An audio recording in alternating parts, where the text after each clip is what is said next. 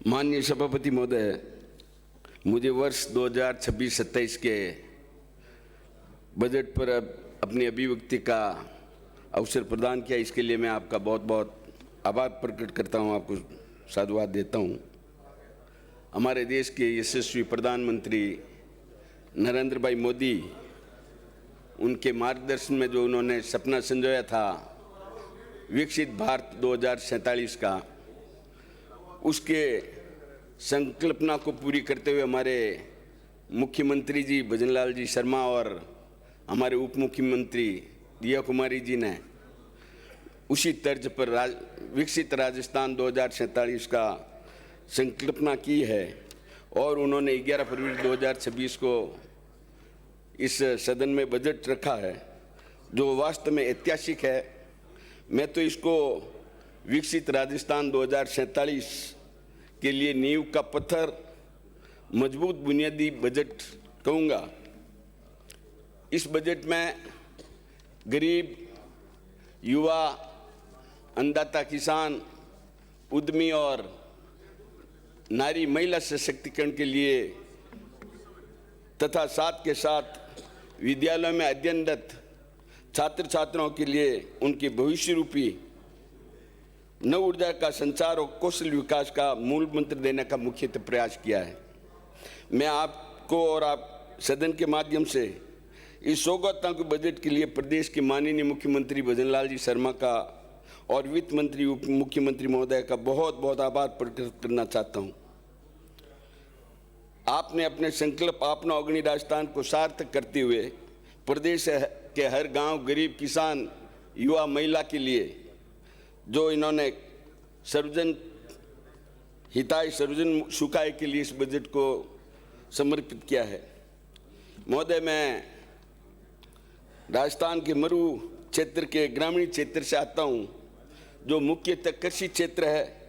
वहां के किसानों के लिए मैं निरंतर इस सदन में 2 वर्षों से ये मांग कर रहा था कि किसानों के खेती हेतु उपयोग में लिए जा रहे ट्रैक्टर का जो उनके ऊपर पेनल्टी लग रही थी, तो उसको माफ़ करने के लिए आप द्वारा इस बजट में एमनेस्टी की घोषणा कर संपूर्ण राजस्थान के किसानों को राहत प्रदान की है।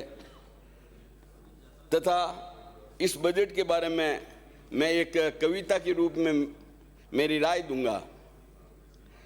विधानसभा के सदन पटल पर उन्नति का आलेख सजा है। लोकतंत्र के पावन मंदिर में नव सपनों का बिगुल बजा है। आशाओं के अमर कलश में सौगातों का कमल खिला है। संकल्प पत्र के सब वादों का सेवा भाव से हल मिला है। सुशासन के पथ पर अग्रसर हो सभी वर्ग का ध्यान रखा बजट तो यूं लगा जैसे आपने अग्नि राजस्थान रखा है। प्रदेश के युवा सपना को रोजगार का मान दिया, पेपर लीक पर कसा शिकंजा, मेहनत को सम्मान दिया। बिजली, पानी, शिक्षा व चिकित्सा सेवा को विस्तार दिया। आंगनबाड़ी केंद्रों और घुमंतू बच्चों पर जादुई पिटारा वार किया। किसान हितों को साध सीएम किसान निधि का उपहार दिया। वरिष्ठ जना को ले आशीष से तीर्थ यात्रा पैकेज दिया। माँ बहनों का मान बढ़ाए, नारी शक्ति उद्यम सहज दिया। उन्नत सड़कें, रिंग रोड से यातायात को सुगम किया। जीरो एक्सीडेंटल जोन बनाकर सुरक्षा का परचम दिया। कितने नाम गिनाऊं तुमको सौगातों की सूची में, विकसित राजस्थान दिखा है वित्त मंत्री जी की कूंची में। अटल भाव है, आशाओं का उन्नति का नवद्वार है। बजट नहीं ये बीज मंत्र है, संकल्पों का सार है। शब्दों में नया सवेरा है जिसमें इंकलाब लिखा। अपनी स्वर्णिम कलम से विकास का सच्चा ख्वाब लिखा। माना बहुत सवाल उठाओगे आप इस बजट पर, लेकिन इसके हर शब्द में उनका जवाब लिखा है। माननीय सभापति महोदय, मैं राजस्थान में सरकारी विद्यालयों के जो हालात निसंदेह चिंताजनक हैं और हमारे संवेदनशील मुख्यमंत्री महोदय और उप मुख्यमंत्री महोदय ने इस बजट में स्कूली बच्चों के लिए बहुत कुछ दिया है, लेकिन मैं सदन के माध्यम से माननीय मुख्यमंत्री महोदय एवं माननीय उप मुख्यमंत्री महोदय से निवेदन करूंगा कि इस वर्ष में स्कूली बच्चों को जो यूनिफॉर्म दे रहे हैं उसी तर्ज पर उनको जो निजी विद्यालयों में स्वेटर और शूज दिए जाते हैं वो भी, और साथ में सॉक्स दिए जाते हैं, वो भी इस पुनरुत्तर में आप जो बजट के पुनरुत्तर में इसको भी सरकारी विद्यालयों में पढ़ने वाले बच्चों को देंगे। महोदय, मेरे क्षेत्र में जो आना सागर का ओवरफ्लो का जो पानी का उद्गम स्थान है लूनी नदी का, और उसके लिए ऐसे प्रस्ताव आए हैं कि भाई उस लूनी नदी के पानी को उल्टा पूर्व की तरफ, जहाँ ढलान भी नहीं है, पहाड़ी क्षेत्र है, जो नाग पहाड़ियों से ऊपर होकर रूपनगढ़ की तरफ ले जाने का जो प्रस्ताव आया है, तो मैं मुख्यमंत्री जी से निवेदन करूंगा कि जो ये हमारी लूनी नदी आना सागर से ही शुरू होती है, नाग पहाड़ियों के पानी से आना सागर बढ़ता है, आना सागर से लूनी का उद्गम स्थान है, जो पिसांगण, रियाबड़ी, गोविंदगढ़ होके, रियाबड़ी होके जेतारण, जेतारण से बिलाड़ा, बिलाड़ा से लूनी और लूनी से सांचौर तक ये लूनी चलती है, जिससे हमारी जो मरुगंगा के नाम से हैं, यदि उसमें वापस सुधार करके उसके उद्गम स्थल को आना सागर के ओवरफ्लो से ही जोड़ा रखा जाए तो निश्चित रूप से हमारे जो जश्न सागर बांध है लगभग 2 वर्षों से निरंतर भर रहा है, तो उससे वापस हमारे क्षेत्र का विकास हो जाएगा। और इसके साथ के साथ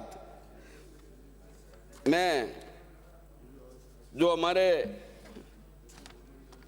विवेकानंद जी की अभिव्यक्ति, युवा वही होता है जिसके हाथों में शक्ति, पैरों में गति, हृदय में ऊर्जा और आंखों में सपने होते हैं। माननीय अध्यक्ष महोदय, मैं वर्तमान बजट पर माननीय मुख्यमंत्री महोदय एवं वित्त मंत्री माननीय उप मुख्यमंत्री महोदय का मेरे संपूर्ण विधानसभा क्षेत्र बिलाड़ा की जनता की तरफ से ये मांग करना चाह रहा हूँ कि हमारा जो बिलाड़ा बाईपास है, जो NH-25 से SH-62 को जोड़ता है, और उसमें बिलाड़ा शहर के अंदर निरंतर करीब प्रतिवर्ष एक्सीडेंट होता है, एक साल में एवरेज 2-3 की जान चली जाती है, तो उसके लिए एक बाईपास का मैंने बार बार हमारे PWD मंत्री और वित्त मंत्री जी से निवेदन भी किया, तो बिलाड़ा बाईपास बना दिया जाता है। साथ के साथ पिपाड़ शहर के अंदर ADJ कोर्ट की स्थापना के लिए भी मैंने मुख्यमंत्री जी से मांग की है। हमारे विधि मंत्री जी यहाँ विराजे हैं, और निश्चित रूप से पिपाड़ शहर के अंदर भी ADJ कोर्ट की स्थापना या कैंप कोर्ट कर दिया जाए तो हमारे वहाँ की जनता का भला होगा। पिपाड़ शहर के अंदर उनके भोपालगढ़ का क्षेत्र भी लगता है, और उसका जो क्षेत्र है वो करीब करीब बिलाड़ा के इक्वल ADJ कोर्ट का है, तो वहाँ से कैंप कोर्ट कर दिया जाएगा तो निश्चित रूप से हमारे वहाँ का भला होगा। और दूसरा, पेयजल की जो हमारी मांग है कि हमारे जो जोधपुर 3rd फेज की पाइपलाइन आ रही है 2 मीटर वाली, उसको यदि जश्न सागर बांध में डाल दिया जाए तो निश्चित रूप से हमारे जश्न सागर का पुनर्भरण भी हो जाएगा, और उसके लिए पूरे जोधपुर शहर को भी बाई ग्रेविटी पानी मिल जाएगा। मैं आपको बहुत बहुत आभार व्यक्त करता हूँ, समय दिया इसके लिए बहुत बहुत आपका आभार। अभिमन्यु।